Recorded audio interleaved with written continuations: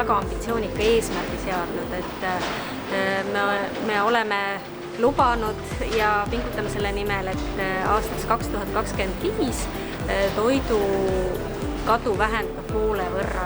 Oleme endale kindlad tegevused selleks paika pannud ja üks nendest on loomulikult soov annetada Toidupangale veel rohkem.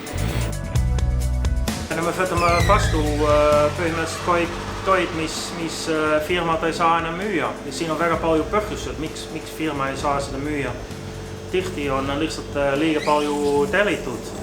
Või see kõõblik uni või parim enne kuupäev on lähedal või näiteks etiketid on valesti tehtud või pakendid on mingi suur kast, mis on natuke katki.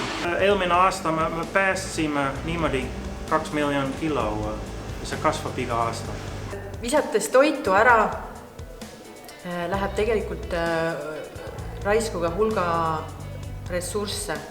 Iga toiduaine, mis ära visatakse, selle tootmiseks, töötlemiseks, transportimiseks, ladustamiseks ja nii edasi, on kulunud hulga ressursse nagu energiat, vett, inimeste tööjõudu ja visates see toit ära, tegelikult läheb ka kõik see ressurss raisku.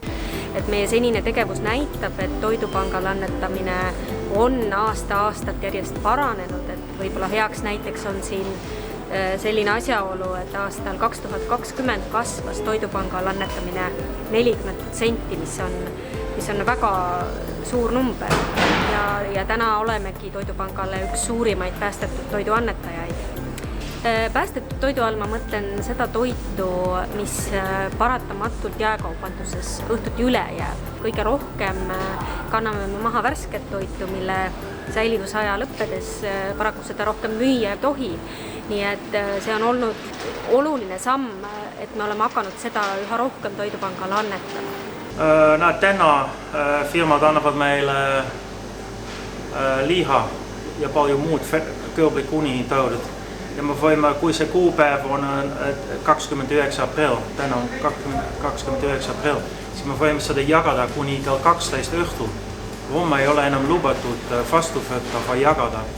Aga kui me saame seda siin kohalik ja kiiresti sügavkülmutada, siis me paneme kleeps peal ja siis on lubatud pikendada see kõõblik uni 2 kuud. Siis me paneme kleeps peal ja siis on lubatud seda jagada ja kasutada kuni 29. juuni.